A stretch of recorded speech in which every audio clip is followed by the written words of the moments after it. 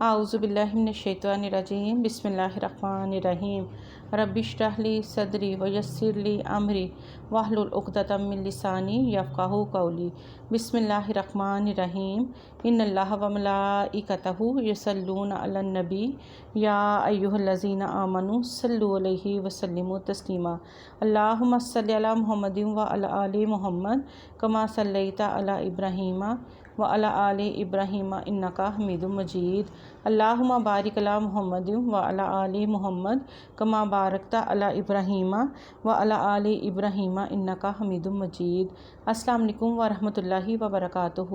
ماشاءاللہ جیسے کہ پہلا عشرہ چل رہا ہے ذوالحجہ کے مہینے کا، اور اس کی ہم اہمیت کے بارے میں بھی بات کر چکے ہیں کہ اس میں اللہ تعالیٰ کو ذکر کرنا اور اللہ تعالیٰ کی تکبیرات کو بلند کرنا اللہ تعالیٰ کو بہت زیادہ پسند ہے، اور یہ اللہ تعالیٰ کو بہت زیادہ محبوب ہے، اور اس کے بارے میں ہمیں یہ حکم بھی ہے کہ ہم یہ تکبیرات کو بلند کریں اور اللہ تعالیٰ کا ذکر زیادہ سے زیادہ کریں، اللہ تعالیٰ کو یاد کریں، نماز وقت پہ پڑھیں اور تسبیحات کو خاص طور پہ اپنا معمول بنائیں۔ اور جب بھی ہم اللہ تعالیٰ سے مانگیں تو اللہ تعالیٰ سے مانگنے کا طریقہ بھی یہی ہے کہ پہلے ہم اللہ تعالیٰ کی حمد و ثنا بیان کریں،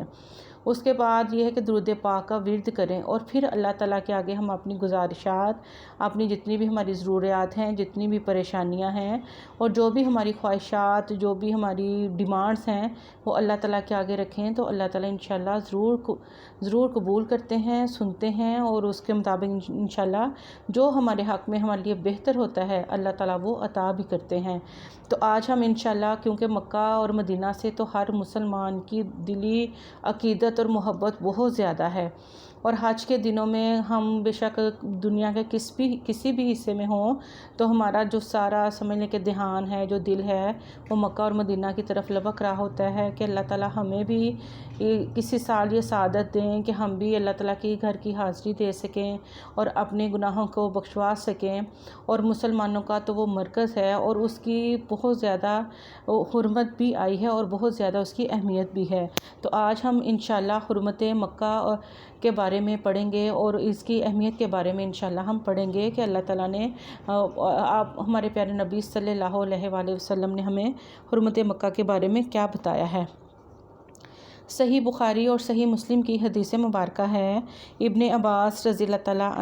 عنہ بیان کرتے ہیں، رسول اللہ صلی اللہ علیہ وآلہ وسلم نے فتح مکہ کے دن فرمایا،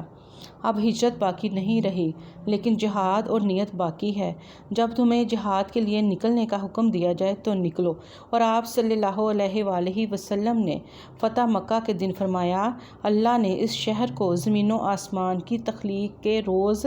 ہی حرام قرار دے دیا تھا، وہ اللہ کی حرمت کی وجہ سے روز قیامت تک حرام ہے، یعنی اس کی عزت ہے، اور محمد صلی اللہ علیہ وآلہ وسلم سے پہلے اس میں قتال کرنا حلال نہیں کیا گیا، اور میرے لیے بھی دن کے کچھ وقت کے لیے حلال کیا گیا۔ یہ ہمارے پیارے نبی صلی اللہ علیہ وآلہ وسلم فرما رہے ہیں، وہ اللہ کی حرمت کے باعث روز قیامت تک کے لیے حرام ہے، اس کا کانٹا کاٹا جائے، نہ اس کا شکار بھگایا جائے، اور نہ ہی اس کی گری پڑی چیز اٹھائی جائے سوائے اس شخص کے جو اس کا اعلان کرے، اور نہ ہی اس کی گھاس کاٹی جائے۔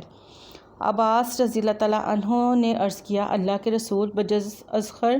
گھاس کے، کیونکہ وہ لوہاروں اور ان کے گھروں کے استعمال کی چیز ہے۔ آپ صلی اللہ علیہ وآلہ وسلم نے فرمایا بجز گھاس کے بھی۔ اسی طرح رواہ البخاری اور مسلم ہے، صحیح بخاری اور صحیح مسلم میں حدیث مبارکہ ہے کہ ابو ہریرہ رضی اللہ تعالیٰ عنہ کی روایت ہے، اس کا درخت کاٹا جائے، نہ اس کی گری پڑی چیز اٹھائی جائے سوائے اس شخص کے جو اس کی چیز کا اعلان کرے۔ صحیح مسلم میں حدیث مبارکہ ہے، جابر رضی اللہ تعالیٰ عنہ بیان کرتے ہیں، میں نے نبی کریم صلی اللہ علیہ وآلہ وسلم کو فرماتے ہوئے سنا، مکہ میں اسلحہ اٹھا کر چلنا کسی کے لیے بھی حلال نہیں ہے۔ صحیح بخاری اور صحیح مسلم کی حدیث مبارکہ ہے، حضرت انس رضی اللہ تعالیٰ عنہ سے روایت ہے کہ نبی صلی اللہ علیہ وآلہ وسلم فتح مکہ کے روز مکہ میں داخل ہوئے تو آپ کے سر پر خود تھا، جب آپ نے اسے اتارا تو کسی شخص نے آ کر بتایا کہ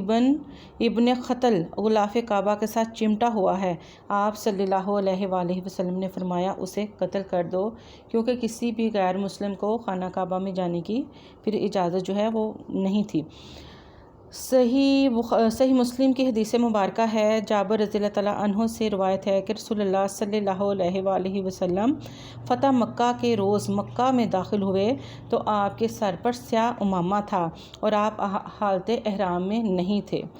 صحیح بخاری اور صحیح مسلم کی حدیث مبارکہ ہے، حضرت عائشہ رضی اللہ تعالیٰ عنہا بیان کرتی ہیں، رسول اللہ صلی اللہ علیہ وآلہ وسلم نے فرمایا، ایک لشکر کعبہ پر حملہ کرنے کا قصد کرے گا، جب وہ بیضا کے مقام پر ہوں گے تو ان کے اول و آخر تمام فوجیوں کو زمین میں دھنسا دیا جائے گا۔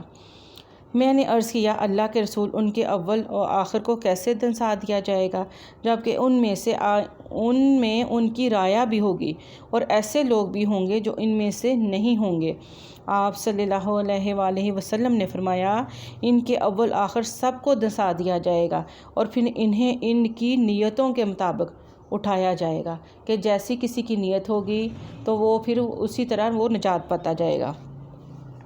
صحیح بخاری اور صحیح مسلم کی حدیث مبارکہ ہے، ابو ہریرہ رضی اللہ تعالیٰ عنہ بیان کرتے ہیں، رسول اللہ صلی اللہ علیہ وآلہ وسلم نے فرمایا، باریک پنڈلیوں والا ایک حبشی شخص کعبہ کو برباد کر دے گا۔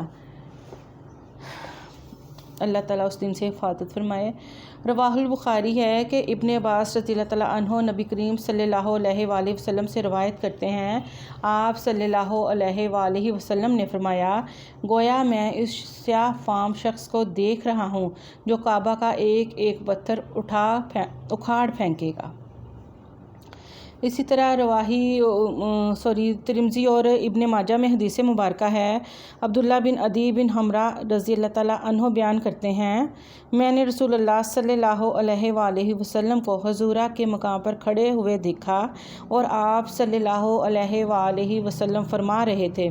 اللہ کی قسم، تو اللہ کی زمین کا سب سے بہترین ٹکڑا اور اللہ کی ساری زمین میں سے اللہ کو سب سے زیادہ محبوب ہے، اگر مجھے تجھ سے نکالا نہ جاتا تو میں کبھی نہ نکلتا۔ سبحان اللہ، الحمدللہ۔ یہ دیکھیں، یہ نبی پاک صلی اللہ علیہ وآلہ وسلم ہمیں بتا رہے ہیں کہ یہ اللہ تعالیٰ کی زمین کا سب سے جو زمین پہ ٹکڑا ہے، کیونکہ اس میں اللہ تعالیٰ کا گھر ہے اور اللہ تعالیٰ کو یہ جگہ بہت زیادہ پسند ہے۔ تو نبی کریم صلی اللہ علیہ وآلہ وسلم کی یہ اس وقت کی دعا ہے جب آپ کو مکہ سے نکالا گیا تھا۔ تو مکہ کی حرمت بہت زیادہ ہے، مکہ میں اللہ تعالیٰ کا گھر ہے، تو دعا کرنی چاہیے کہ اللہ تعالیٰ ہمیں بھی اپنے گھر کی جلد حاضری نصیب کرے تاکہ ہم بھی اس مقدس اور عزت والی جگہ کو دیکھ سکیں اور اپنی نیکیاں نیکیوں کا ہم وہاں پہ بھی سلسلہ جاری رکھ سکیں تاکہ اللہ تعالیٰ ہماری بخشش و مغفرت فرمائے۔ تو انشاءاللہ ملیں گے اگلے ویلاگ میں۔ السلام علیکم ورحمۃ اللہ وبرکاتہ۔ سبحانک اللہم و بحمدک، اشہد ان لا الہ الا انت،